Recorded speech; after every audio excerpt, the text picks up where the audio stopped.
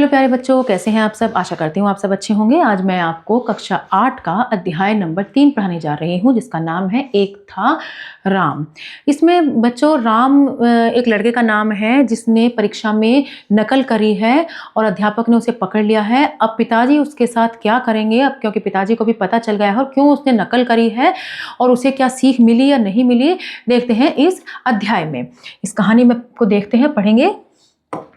राम अकेला अपने पढ़ने के कमरे में बैठा था। घर में माँ और बहन भी थी। माँ भी थी और बहन भी थी। वे अपने अपने कामों में लगी थी। पिताजी 6 बजे दफ्तर से आए और 2 मिनट राम से बात करके कहीं चले गए थे। शायद रविशंकर जी से माफी मांगने गए थे। जब राम के पिताजी दफ्तर से आ रहे थे तभी रास्ते में किसी ने उनसे सारी बात कह दी थी। आते ही वे सीधे राम के कमरे में गए और उन्होंने कड़क कर पूछा, क्या आज परीक्षा के समय कोई बात हुई थी। राम चुप रहा।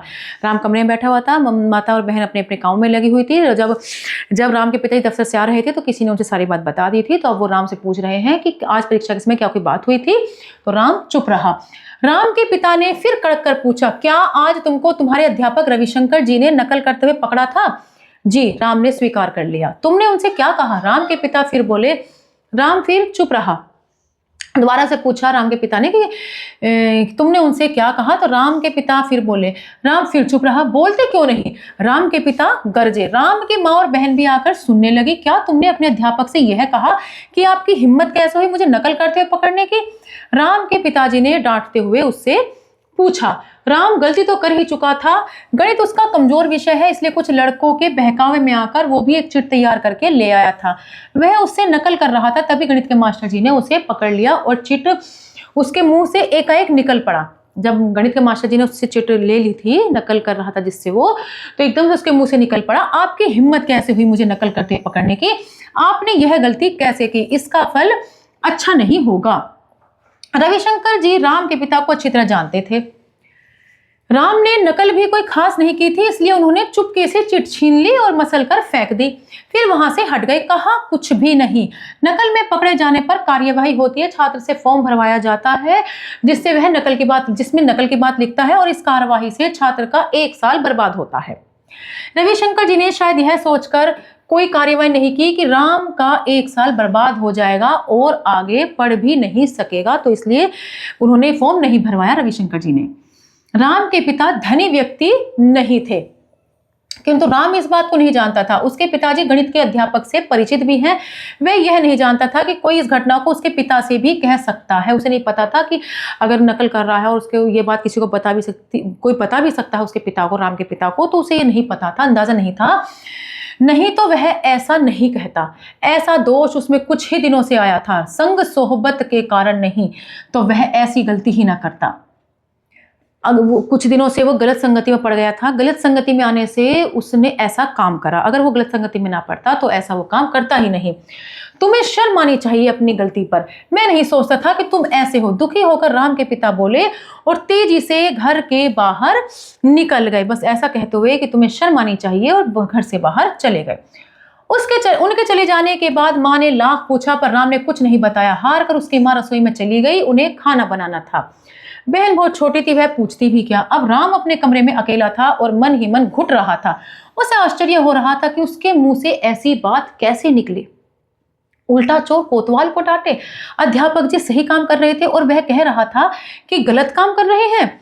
यही सब सोचकर उसे दुख हो रहा था। राम अपने मन में बहुत अधिक घुट रहा था। वह अत्यंत दुखी हो रहा था, एक ऐसे अध्यापक का अपमान करके जिनका कॉलेज में सभी सम्मान करते हैं। ऐसे अध्यापक का उसने अपमान कर दिया था। राम सोच रहा था, मैंने अपने अध्यापक का अपमान किया पर उन्होंने नकल वाली पर्ची अवश्य ली, किंतु मुझे निष्कासित होने से बचा, यानी कि स्कूल से निकालने से मुझे उन्होंने बचा लिया, वरना मेरा 1 साल बर्बाद हो जाता। अगर वे चाहते तो फॉर्म भरवा लेते और तब मेरा 1 साल बर्बाद हो जाता। स्वार्थ में आदमी अपना विवेक खो देता है, उस समय उसे उचित अनुचित का ज्ञान नहीं रह जाता। राम के साथ भी यही हुआ। अब एकांत में वह यही सोच रहा था कि अपने गुरु का अपमान करते समय वह अपना विवेक खो बैठा, जबकि वह अपना कर्तव्य पूरा कर रहे थे। क्यों गलती मतलब अध्यापक की नहीं थी, वो तो अपना कर्तव्य पूरा कर रहे थे, पर मैंने ही अपना विवेक खो दिया। 20 दिन पहले की बात है, राम को याद आया। इन्हीं अध्यापक ने कहा था, राम अपनी तैयारी अच्छी रखना, तुम्हें अच्छी श्रेणी लानी है। यदि गणित में कुछ पूछना हो तो घर आकर पूछ लेना, संकोच मत करना, ये मतलब हिचकिचाना मत। तुम्हें कोई भी दिक्कत हो राम तो तुम मेरे पास आ जाना। 20 दिन पहले भी उन्होंने मुझसे यही कहा था और तुम्हें अच्छे नंबर लाने ये भी कहा था। लेकिन राम तो सब भूल गया। कुसंगति मतलब बुरी संगति ने सब कुछ भुला दिया था।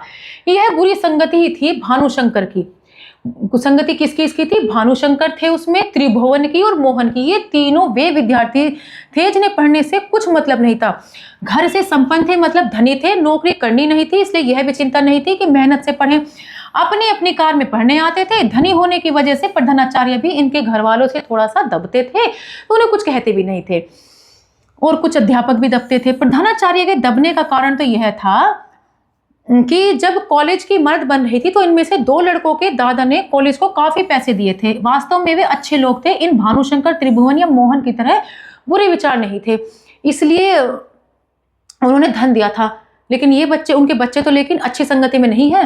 करीब 1 घंटा बीत गया, माँ फिर आई। चलो खाना खा लो, जो हुआ सो हुआ, तुमने गलती की, अपने अध्यापक का अपमान नहीं करना चाहिए था। ठीक है, माँ उसे समझाती है। मैं खाना नहीं खाऊंगा, राम रो पड़ा। मैंने सचमुच बहुत बड़ी गलती की है, मैंने अध्यापक का अपमान किया है, मैं मुंह दिखाने लायक नहीं रहा। मैंने कितनी बड़ी गलती की है। राम फूट फूट कर रो रहा था। बेटे को रोता देखकर माँ भी रो पड़ी। बहन की आंखों में भी आंसू आ गए। अब तक राम के पिता भी आ चुके थे। वे जैसे ही कमरे के अंदर आए, राम और जोर से बिलख उठा। पिताजी मुझे माफ कर दीजिए, मुझसे सचमुच बहुत बड़ी गलती हो गई। बेटे को रोता देख पिता का मन भर आया था। बेटे के आंख से निकले ये आंसू पश्चाताप के आंसू थे, यानी कि पछतावे के आंसू थे कि उसे अब अपनी गलती पर पछतावा हो रहा था। ये दुख के सच्चे आंसू थे। रो मत, पिता ने दुखी होते हुए समझाया। कल तुम अपने अध्यापक के पास जाना, उनसे माफी मांग लेना, वे तुम्हें माफ कर देंगे। मैं उन्हीं के पास गया था। राम उठा, सबके कहने पर हाथ मुंह धोए। सबने मिलकर खाना खाया। अब उसका मन कुछ हल्का हो गया था। पूरी तरह तो उसका मन हल्का कल होगा, जब सवेरे जाकर वो अपने अध्यापक से माफी मांगेगा। उसे उसके अध्यापक माफ भी कर देंगे, क्योंकि वह जानता था कि उसके अध्यापक बहुत अच्छे हैं। राम को पता था कि उसके अध्यापक उसे माफ भी कर देंगे, क्योंकि उसके अध्यापक बहुत अच्छे हैं। राम ने अपने अध्यापक से माफी मांगने के निश्चय के साथ ही यह भी निश्चय कर लिया कि वह भानुशंकर, त्रिभुवन और मोहन, यानी कि वे तीनों साथी जो कि गलत संगति में थे और जिनके साथ रहकर वो गलत संगतियां पड़ गया था और अपना विवेक खो बैठा था, अब वो उनका साथ छोड़ देगा, जिसके कारण उसके स्वभाव में दोष आ गया। अब वह मेहनत से पढ़ेगा और अच्छे साथियों के साथ रहेगा। तो देखा बच्चों, अच्छे संगति में रहने से अच्छे काम करते हैं, बुरी संगति में रहने से हम बुरे काम करते हैं। अब हम इसकी एक्सरसाइज करते हैं। क्वेश्चन है, राम सोचिए और बताइए, राम के पिता को क्रोध क्यों आया? तो राम के पिता को इसलिए क्रोध आया क्योंकि राम के पिता को पता चल गया था कि राम ने परीक्षा में नकल करी है। राम से क्या अपराध हुआ था? राम से अपराध ये हुआ था कि राम ने परीक्षा में नकल करी थी और अपने अध्यापक, जो कि उनके अध्यापक नाम रविशंकर था, उनको अपमानित किया था। तो राम ने परीक्षा में नकल करी थी और अध्यापक को अपमानित किया था। और अध्यापक को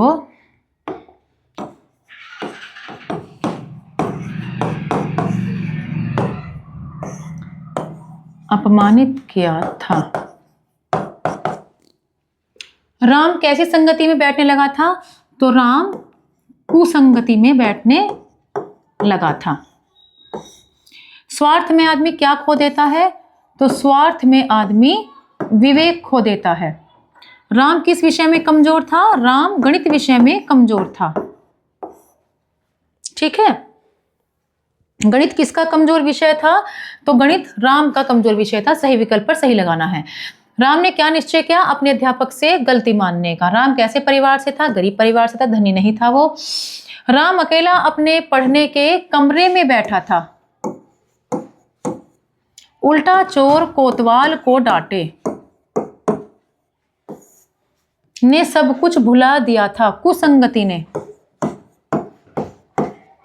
कुसंगति ने सब कुछ भुला दिया था। अब वह अच्छे से पढ़ेगा और अच्छे साथियों के साथ बैठेगा। सही के सामने सही, गलत के सामने गलत। राम के पिताजी दफ्तर से जा रहे थे, नहीं पिताजी दफ्तर से आ रहे थे, तो ये गलत है। राम के पिता धनी व्यक्ति थे, राम के पिता धनी व्यक्ति नहीं थे, गलत। स्वार्थ में आदमी अपना विवेक खो देता है, सही। मुझसे सचमुच बहुत बड़ी गलती हो गई, सही। जब उन्होंने ऐसा ही कहा था। ऐसा क्यों कहा? तुम्हें शर्म आनी चाहिए अपने व्यवहार पर। ऐसा क्यों कहा? राम के पिता ने राम से ऐसा इसलिए कहा क्योंकि राम ने अपने अध्यापक के साथ नकल तो करी ही करी थी राम ने, साथ ही साथ उसने अध्यापक को अपमानित भी किया था। स्वार्थ में आदमी अपने विवेक खो देता है, उस समय उसे उचित अनुचित का ज्ञान नहीं रह जाता। स्वार्थ में ऐसा इसलिए कहा क्योंकि राम को पूरे अच्छे से ज्ञान है कि बड़ों से किस तरह से बातें करी जाती हैं, लेकिन अब उसे अपने परीक्षा में अच्छे नंबर लाने की वजह से उसने चीटिंग कर ली थी, तो उसे अपना स्वार्थ दिख रहा था और जिस वजह से उसने अपना जो आदर करता था वो अध्यापक का वो नहीं करा और उनको अपमानित किया और उनसे कहा कि तुम्हारी हिम्मत कैसे हुई मुझसे नकल लेने की। तो इसलिए कहा गया कि स्वार्थ में आदमी अपना विवेक खो देता है। निम्नलिखित प्रश्नों का उत्तर लिखिए। अध्यापक ने क्या सोचकर आगे की कार्यवाही नहीं की? अध्यापक राम के पिता को जानते थे और राम एक अच्छा लड़का था और अगर वो कार्रवाई कर देते तो राम का 1 वर्ष बर्बाद हो जाता। अध्यापक ने राम को क्यों पकड़ा? अध्यापक ने राम को इसलिए पकड़ा क्योंकि राम गणित की परीक्षा में नकल कर रहा था, इसलिए अध्यापक ने राम को पकड़ा और अध्यापक ने राम की पर्ची लेकर उसको फिर मसल कर फेंक दिया था। राम के पिताजी का स्वभाव कैसा था? राम के पिताजी का स्वभाव थोड़ा गुस्से वाला था, वैसे वो अच्छे आदमी थे। राम ने अंत में क्या निश्चय किया? राम ने अंत में निश्चय किया कि वह अपने अध्यापक से माफी मांगेगा और आगे से ऐसा कभी नहीं करेगा, ये राम ने निश्चय किया। पिताजी ने राम को समझाते हुए क्या सलाह दी? पिताजी ने राम को समझाते हुए सलाह दी कि वह अपने अध्यापक से जाकर माफी मांग ले, वो आपको क्षमा कर देंगे। निम्नलिखित गद्यांश को पढ़कर प्रश्नों के उत्तर दीजिए। लेकिन राम तो सब भूल गया, कुसंगति ने सब कुछ भुला दिया था। तो राम किस कारण सब भूल गया था? तो राम किस कारण सब भूल गया? कुसंगति के कारण। कुसंगति के कारण सब भूल गया। वह किनकी संगति में था? तो 3 विद्यार्थी थे जिन्हें पढ़ने लिखने से कुछ मतलब नहीं था, घर के संपन्न थे। कौन थे वो? भानुशंकर, त्रिभुवन और मोहन। ये 3 विद्यार्थी थे जिनकी संगति में राम पड़ गया था। तीनों विद्यार्थियों से अध्यापक क्यों दबते थे? तीनों विद्यार्थियों से अध्यापक इसलिए दबते थे क्योंकि तीनों विद्यार्थियों के परिवार वाले धनी व्यक्ति थे और उन्होंने स्कूल में जब स्कूल की इमारत बन रही थी तो उसकी इमारत को बनने में काफी धन दिया था, जिस वजह से अध्यापक उनसे दबते थे।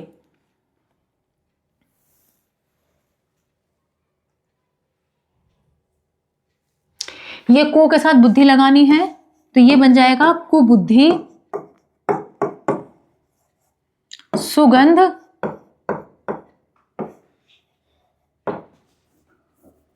दुर्घटना,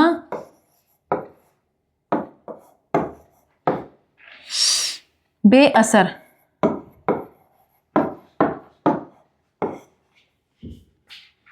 लिंग बदलकर लिखिए। पिता का माता, प्रधानाचार्य का प्रधानाचार्या,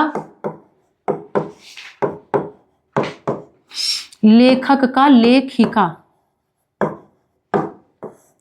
दोहरा उद्धरण चिन्ह, इकहरा।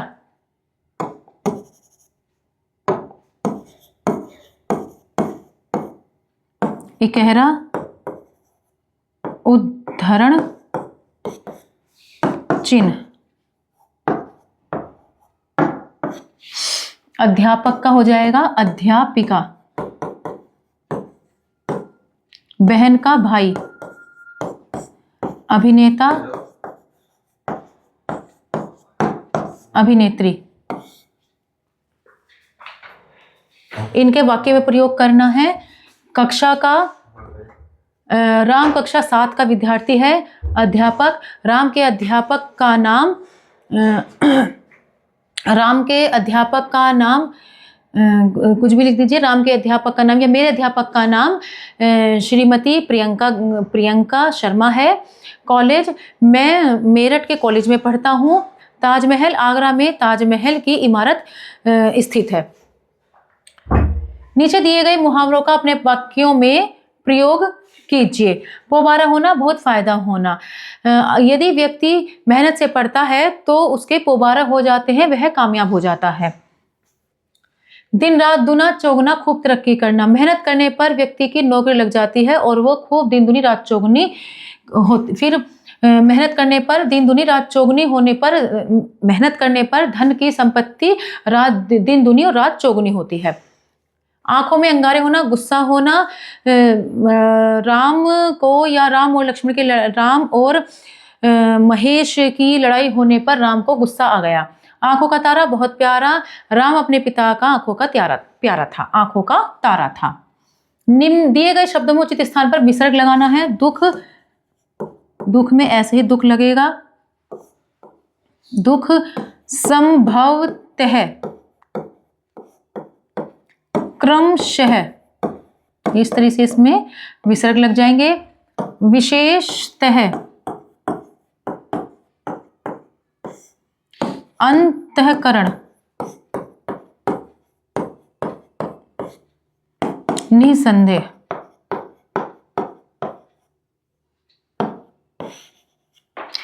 तो इस तरह हमारा अध्याय समाप्त होता है। आशा करती हूँ आपको यह अध्याय अच्छे समझ में आया होगा।